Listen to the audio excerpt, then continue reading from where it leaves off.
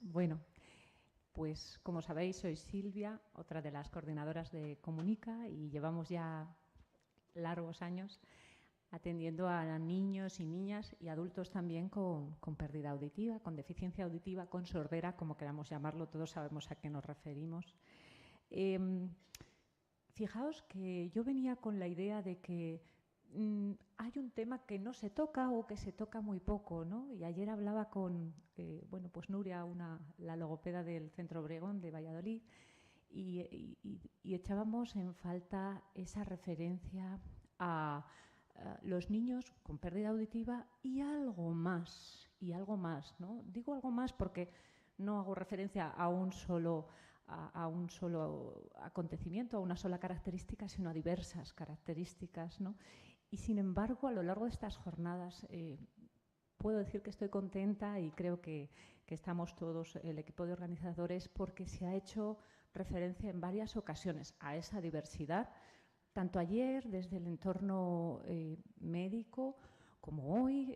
Lorena hace un poquito hacía referencia a esos chicos con otras necesidades, ¿no?, que hay que atender también, que hay que atender desde todos los ámbitos: la psicología, la logopedia, el ámbito médico, enfermería, bueno, etcétera. Y maestros, estando en esta facultad no puedo obviarlo.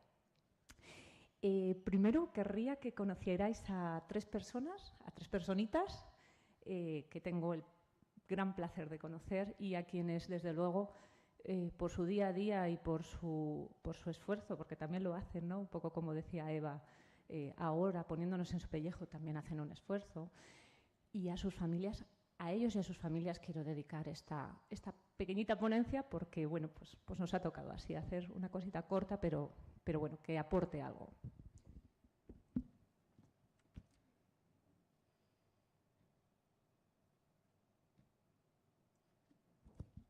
Este es Pablo.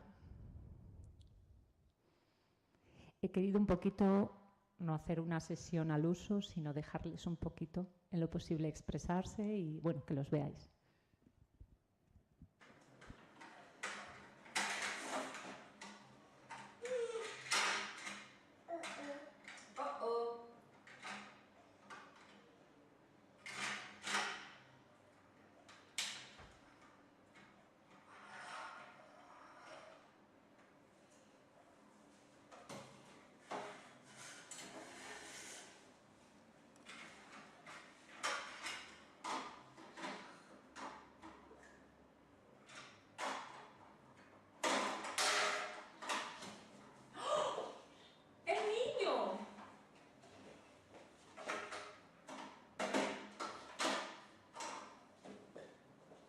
¿Qué hacen?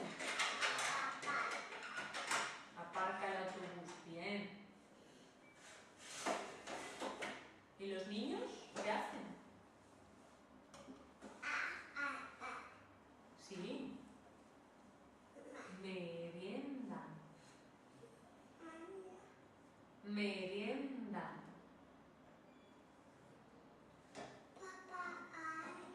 ¿Y papá? Mira, papá duerme. Papá duerme. Ay, ay, ay. Coge el dibujo, que se ha caído. Coge el dibujo. Ya está, Pablo. ¿Guardamos todo? Guardas... Escucha. Guarda el niño y la niña.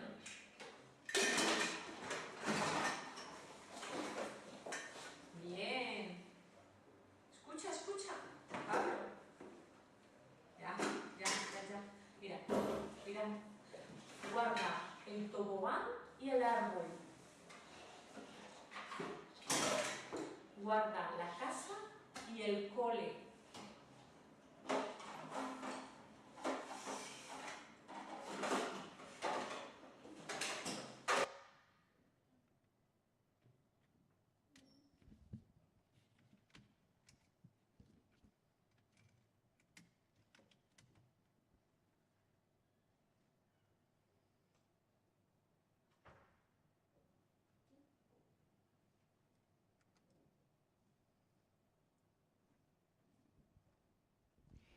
El que vais a ver ahora es a Jaime y está trabajando con mi compañera Jennifer, que no ha podido asistir porque, bueno, pues va a tener un chiquitito, una chiquitita.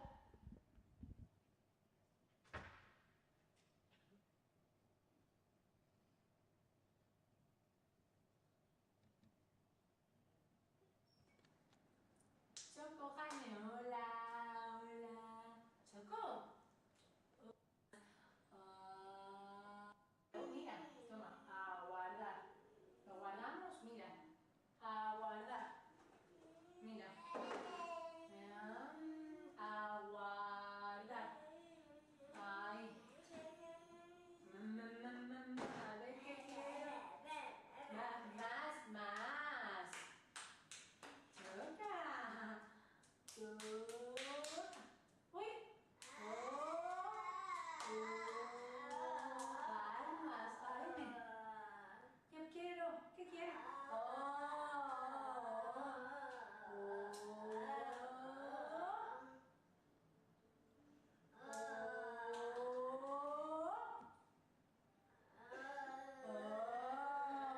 A ver, más, Jaime, más. A ver, a ver. Mira, ¿qué quiero? Ah, quiero esa, ¿eh? La rana. Dame. Dame la foto, dame. Así. La rana. No, a la boca no. A la boca no. Jaime, no. Mira. Ah, la rana a la boca no, ¿eh? ¿Qué hace? Mira. Am, am.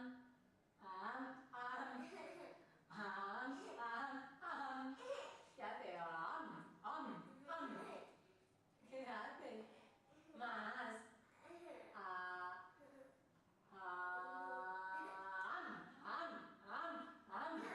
¿Qué pasa?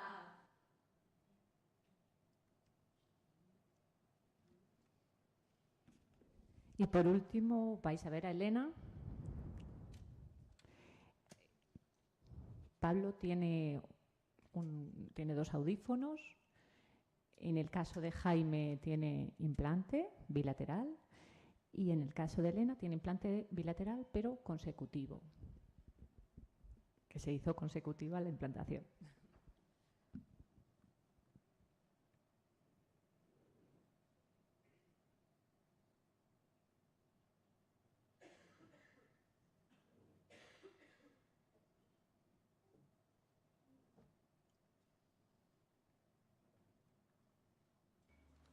Elena, ¿nos sentamos?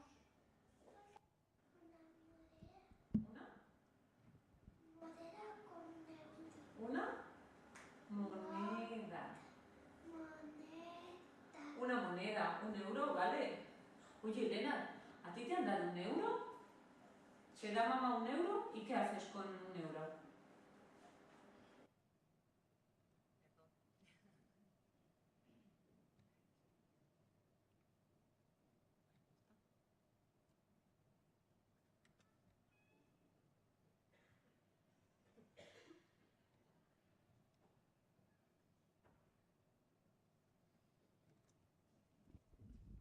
Como veis, son 3 niños bien distintos y todos tienen una característica común, que es la deficiencia auditiva. Todo lo demás es diferente. Elena, ¿nos sentamos?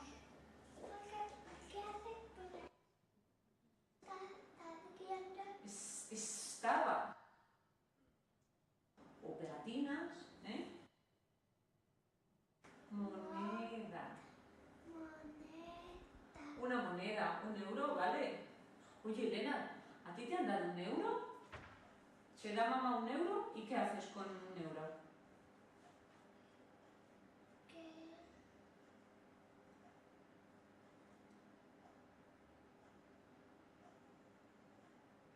¿Qué compras con 1 euro? Un helado, muy buena idea, o una bolsa de patatas. O igual también te puedes comprar un cochecito de juguete. O pegatinas. O pegatinas, sí, sí. Ahora vamos a seguir. ¿Qué compraré? Mira, es una pregunta, ¿eh? ¿Qué compraré?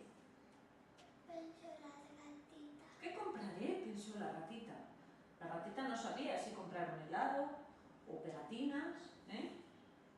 Igual que tú. Bueno, a ver qué hace. ¿Tú qué crees que va a comprar una ratita? ¿No? ¿Qué crees? Mírame, Elena. ¿Qué crees que va a comprar una ratita? ¿A una ratita le gustarán las pegatinas? ¿Tú crees? Es una ratita, no es una niña. ¿Qué crees que le gustará? Los helados.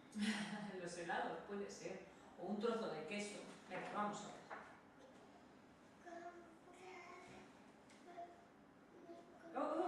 Fuerte, fuerte, Elena. Pues me compraré un latito muy bonito. Pues me compraré. Elena, ¿cómo hablará un...? Muy fuerte, más fuerte que no te oigo. La gatita está muy guapa con su lacito. La ratita estaba muy guapa con su lacito. ¿Dónde se lo puso? En la cola. En la cola. Muy bien. Sigue, Elena. María me encanta muy contenta. Más fuerte, barría y cantaba muy contenta. A ver, ¿cómo era? Gatita, mi casita.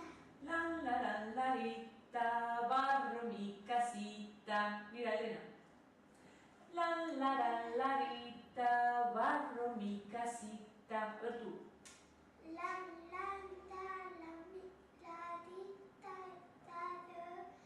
mi casita.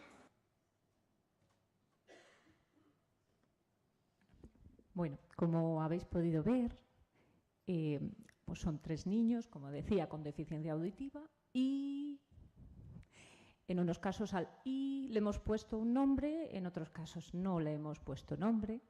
Distintas necesidades, como veis, unos niños se expresan en lengua oral, otros usan la lectura ya, comprensiva y mecánica, las dos.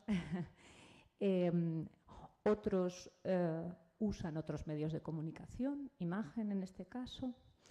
Bueno, fijaos que otra de las cosas que se ha resaltado estos 2 días y que, bueno, pues a mí también se me pasa por la cabeza, ¿no? Es cuánto ha cambiado este mundo tanto a nivel terapéutico como de conciencia social, como a todos los niveles en estos 15 años. ¿Por qué hablo de 15 años? Bueno, pues porque hace 15 años tuvimos la suerte de formar el equipo de Comunica, ¿no? Y echando la vista atrás, pues uno dice, ha habido casi una revolución, ¿no? Fijaos, en todas estas cuestiones ha habido cambios radicales. Quizá los papás que tenéis niños más pequeñitos ahora no sois conscientes, pero ya os lo contamos los profesionales que llevamos en ello mucho tiempo. Los criterios de implantación, ayer se hablaba, muy distintos, son muy distintos. Alguno de los niños que hoy en día está implantado bilateralmente no habría sido implantado hace 15 años. Los criterios han cambiado mucho.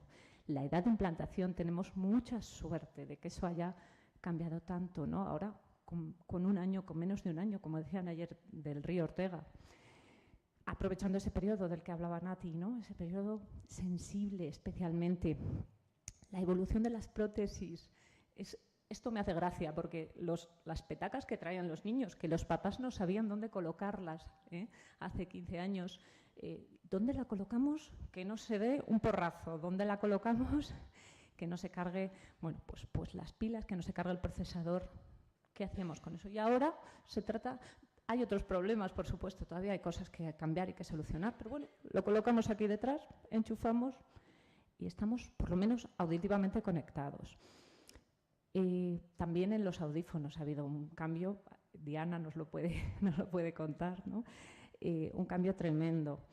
Y luego otra suerte inmensa a nivel prevención, prevención primaria no puede ser, ¿no?, en este caso, pero sí una prevención secundaria orientada a la funcionalidad. El cribado neonatal que se empezó a hacer en Valladolid, en el Río Ortega en 2004, y bueno, pues del cual tenemos aquí uno de los representantes, que es el doctor Benito. También el inicio de la implantación temprana es un hito, ¿no? Parecía que no se podía implantar, y yo les digo a los papás muchas veces: no sabéis la diferencia que hay en evolución.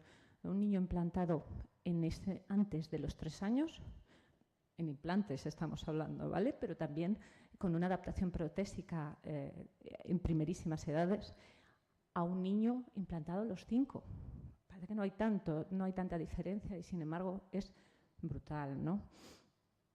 Me acuerdo en las prácticas de logopedia y de audiología, ¿no?, de mis estudios de audiología, qué diferente, ¿no?, qué evolución más distinta, qué lenguajes orales tan distintos, qué voces tan distintas, ¿no? Cuando ahora, bueno, pues conseguimos muchas veces unas voces claras, unas voces, bueno, pues muy, muy inteligibles. El doctor Gil Cacedo fue el que empezó en el Río Ortega con esas primeras implantaciones por debajo de los 3 años. Ayer teníamos aquí a una heredera de esta cultura, ¿no?, su hija Elisa. Y otra cosa muy importante que señalaba también Lorena hace un ratito, ¿no?, la intervención preimplante, que parecía que no era útil, preimplante o durante el proceso de adaptación protésica también. Parecía, bueno, si total no oye, ¿qué vamos a hacer? Eso me pregunta la gente, ¿no? Si no oyen o si son bebés, ¿qué haces con ellos? Bueno, pues ahora estamos viendo, primero, que se pueden hacer muchas cosas, y segundo, que es un momento óptimo. Decía Carmen Jáudenes, decía Paz, que ahora los niños tienen más oportunidades, ¿no? Acceden a más recursos, acceden antes, lo que estábamos diciendo, ¿no?, los cambios. Esto ha sido, vamos a decir que ha sido una revolución, y que los padres de ahora, aunque todavía haya cosas que tengamos que reclamar y que haya que seguir mejorando, tenéis suerte a pesar de todo, ¿no? Podemos prever, y poquito a poco vamos viendo, que esa mejora en recursos y en el acceso en edades más tempranas va a hacer una especie de cascada, va a mejorar la formación, es decir, el acceso a la información, y poquito a poco el acceso al mundo laboral, aunque sabemos que no es el mejor momento para nadie en el acceso al mundo laboral. Pero hay una cosa que se ha mantenido a lo largo de estos 15 años, y que además ayer también se hacía referencia, sobre todo la persona que habló desde la Federación de Asociaciones de Sordos, y es la diversidad. Tanta diversidad como hay en la población que tenemos audición, que oímos. Tanta diversidad. Y esta es la clave de lo que yo quiero contaros hoy, y de que, bueno, pues esto sea un aviso a navegantes, a profesionales y a estudiantes, a maestros. Ayer Carlos nos contaba un poquito su formación, y yo, una de las cosas cuando doy cursos y cuando damos formación, lo hablamos muchas veces, ¿no?, qué importantes los maestros de infantil, por ejemplo, los maestros de infantil, para dar alertas y para prevenir. Qué importantes, ¿no? Y son los que quizá tienen que tener más en su cabeza esta conciencia de la diversidad, pero en este caso de la diversidad en el entorno de las personas sordas. Hay personas sordas signantes, como todos sabemos, implantados precozmente, personas sordas con dificultades asociadas, que es una de las claves de mi intervención de hoy, hipoacúsicos, sordos poslocutivos, implantados o no, personas sordas migrantes que no tienen ni una lengua de signos ni una lengua oral, por su situación muchas veces, bueno, pues de dificultad de acceso a recursos económicos, tecnológicos, etcétera, ¿no? Todo esto parte también de nuestra experiencia, lo que hemos venido viendo en el gabinete, en el Centro Comunica, desde todos esos años. Y más con los que probablemente os hayáis encontrado vosotros en vuestros contextos de trabajo. Pero según esta experiencia, hay 3 grupos que nos preocupan especialmente, porque sistemáticamente hemos venido trabajando en la línea en la que narraba Nati hace un poquito. Hemos venido trabajando con una mentalidad abierta, con grandes esfuerzos de investigación, de formación, y aún así la intervención nos supone bueno, pues un desafío, y además la intervención puramente auditiva parece tener un límite en estas tres poblaciones, ¿no? Solo hago referencia a tres, os digo, basadas en nuestra experiencia, pero que sirvan de alerta y que vosotros también podáis poneros en la piel de casos que vosotros conocéis o que vivís en el día a día, que también pueden ser representativos en este grupo de especialmente vulnerables. Por un lado, las personas con bajo nivel cultural. Si no hemos tenido acceso a una información, a una cultura, a un vocabulario, la habilitación o rehabilitación, dependiendo del momento en el que realicemos el trabajo auditivas, tienen una frontera, la frontera que choca con esa falta de información, ¿eh? No podemos olvidarnos, ayer hablaba el profesor Ángel Sánchez, que el acceso a la información y el tipo de razonamientos pueden verse simplificados. Esto nos pasa mucho en personas adultas que han tenido prótesis o han accedido tarde a implantes o sus prótesis no eran tan eficientes como las actuales y su acceso a la cultura ha estado muy mediado por esa dificultad para hacer una buena adaptación, ¿no? O para, digamos, conectar auditivamente con el mundo. Ayer yo intenté siempre poner sobre la mesa esa situación, ¿no? Conectar un audífono, conectar un implante, programar un implante, no son necesariamente varitas mágicas para acceder al lenguaje oral ni al mundo, ¿de acuerdo? Entonces, tiene mucho sentido lo que comentaba también Ángel Sánchez con el tema del acceso a la lengua de signos, ¿no? Un sistema simbólico, el que sea, simbólico, organizado y complejo. Tenemos otro grupo, que son los niños o niñas con trastornos asociados. También se hablaba ayer, ¿no? La dificultad para valorar.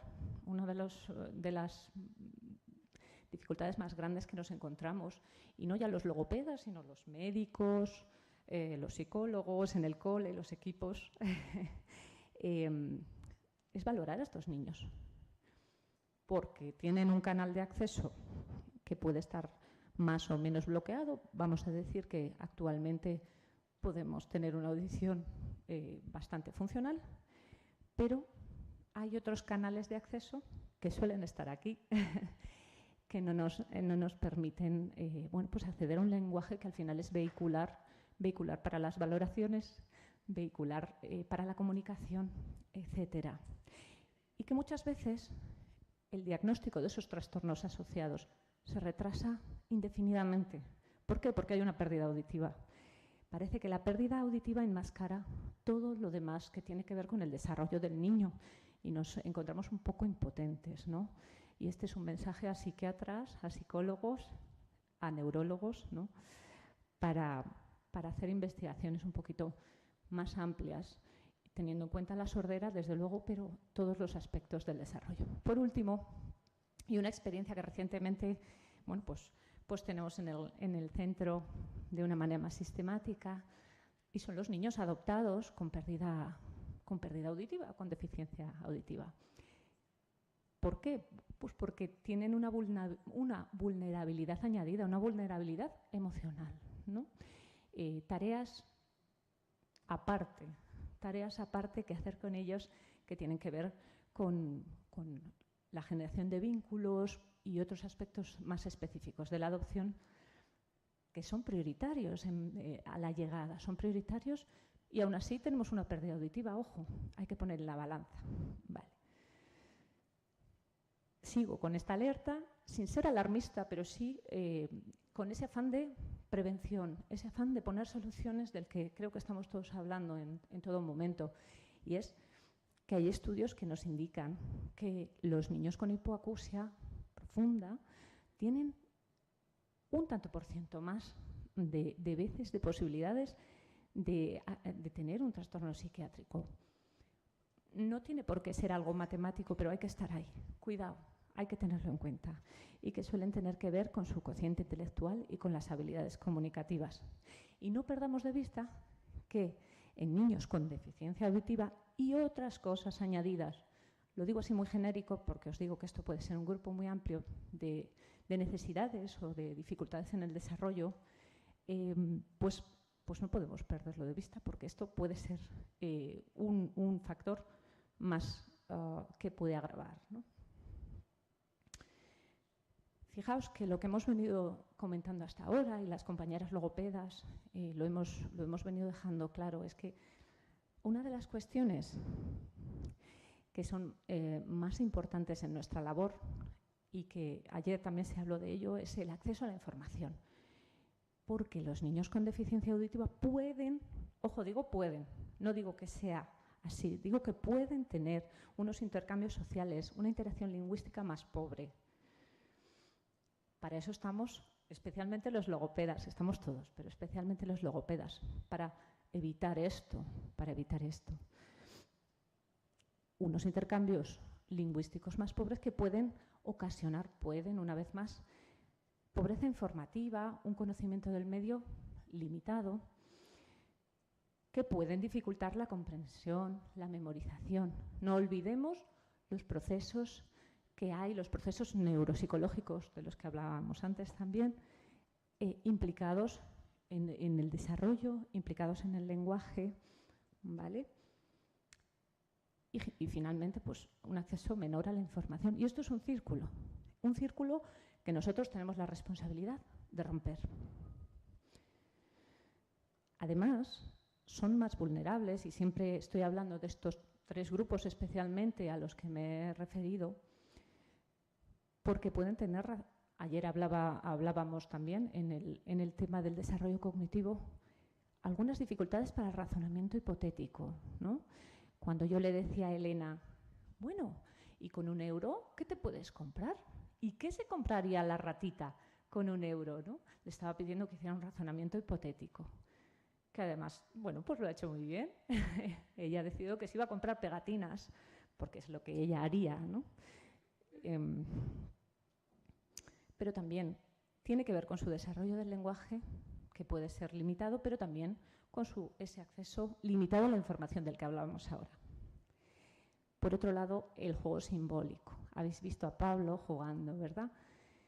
A Pablo pues hace pequeños juegos simbólicos, practicamos con él y en su casa también lo hace, ¿no? Es una de las cuestiones que en el hogar mejor se puede, en las que mejor se puede incidir. ¿Por qué? Porque todos tenemos juguetes, porque todos queremos jugar con nuestros hijos, porque todos disfrutamos cuando cogen un cochecito, cuando montan al muñeco, cuando le llevan y nos reímos, ¿no?, de las cosas que se inventan, ¿no? Pues ese juego simbólico puede estar limitado, puede ser con unos esquemas mucho más sencillos y eso refleja también un acceso al mundo un poquito más pobre. Y luego puede afectar a la representación, a las representaciones fonológicas, ¿no? Al acceso a la imagen sonora que tenemos guardada aquí. Como decía ayer Vallejo, el doctor Vallejo decía que oímos con el cerebro y no con los oídos. Yo siempre me estoy señalando la cabeza cuando hablo con los papás, porque no podemos quedarnos aquí, y las representaciones fonológicas están aquí. Una apraxia está aquí, pero la representación fonológica está aquí. Incluso la apraxia está aquí. Y por último, simplemente hacer un pequeño resumen. Todos estos factores que pueden darse en las personas con deficiencia auditiva, que no tienen por qué darse, porque estamos nosotros para evitarlo, nosotros, las familias, los profesionales, me refiero a toda la comunidad que trabajamos con personas sordas, estos factores culturales, neurológicos y emocionales tienen un peso específico mucho mayor y son un factor para esa dificultad de acceso a la información, de acceso a las representaciones fonológicas, para un juego simbólico más limitado.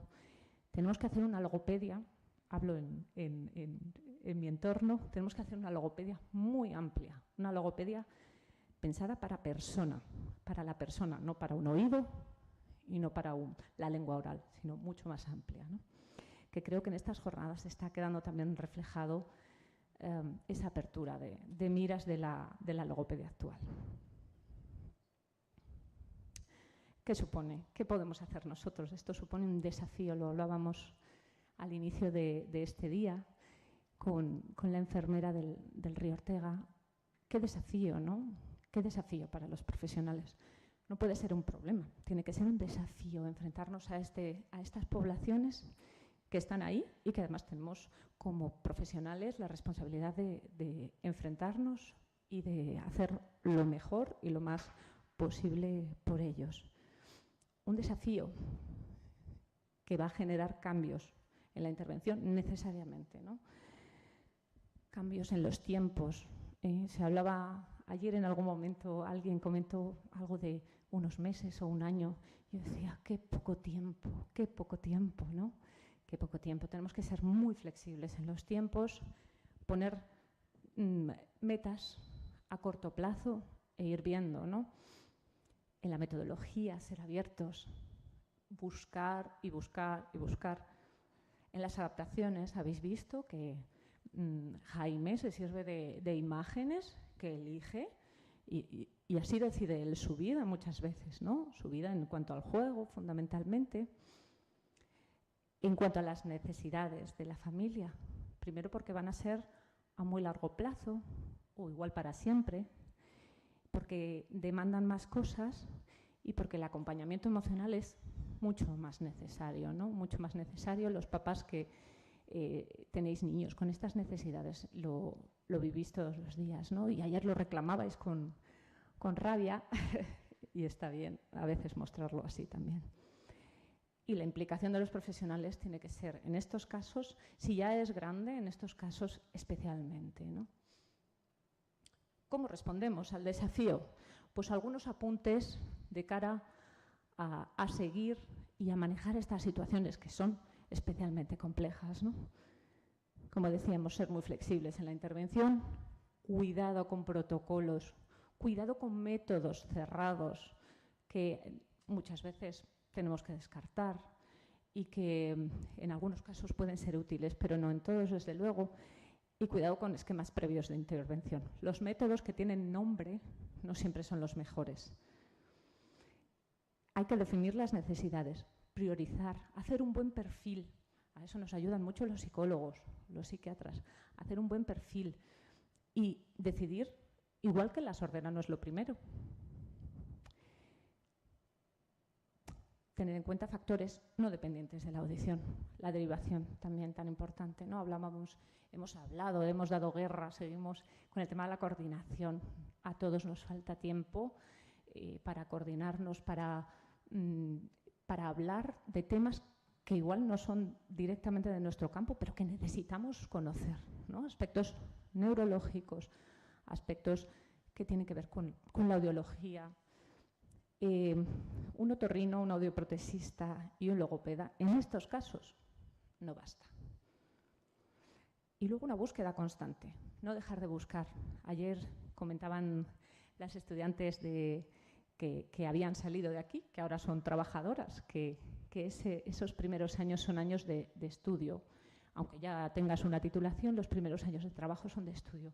Bueno, pues en muchos de estos casos, los siguientes también lo son, porque cada caso es muy distinto, ¿no? Y necesitas recursos nuevos, investigaciones nuevas. Estas jornadas son un ejemplo de esa búsqueda. El uso de sistemas alternativos y aumentativos, que también ha salido para mi alegría, porque quizá en el tema de la sordera nos hemos ceñido durante muchos años, nos hemos cerrado durante muchos años a las dos opciones, ¿no? A lengua oral, sistema de signos o lengua de signos española. ¿Por qué?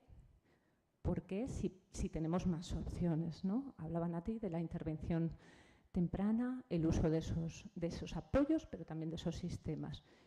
Habrá para algunos niños que esos sistemas sean para siempre, pero tendrán un sistema.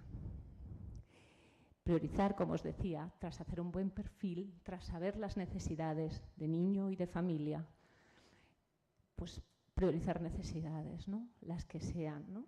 Si el niño tiene que venir, dejar de venir un mes porque necesita ser operado, porque para su movilidad, bueno, pues tener un pie mejor es muy importante para su autonomía y su movilidad, pues tendremos que priorizar ese aspecto. Aspectos emocionales, como en un niño adoptado, de adopción internacional, que acaba de llegar a su casa y que puede que tenga pérdida auditiva, pero quizá la pérdida auditiva deja de ser lo prioritario en ese momento concreto. En el lenguaje, centrarnos en aspectos pragmáticos, olvidar las formas, olvidar las frases, comunicar, dar funcionalidad a las emisiones, del tipo que sean, empezar a comunicar, prioritario. Y un esfuerzo de formación, como os decía, un esfuerzo de formación constante. Internet está ahí siempre, pero también hay otros compañeros que tienen otras experiencias y que en foros como este pues tenemos la suerte de compartir. Y a partir de ahora, pues seguir mirando al futuro, seguir trabajando, seguir dando pasos y haciendo esfuerzos para mejorar la vida de estos pequeños que no solo tienen una pérdida auditiva, pero que también tienen derecho a desarrollarse en esta sociedad. Muchas gracias.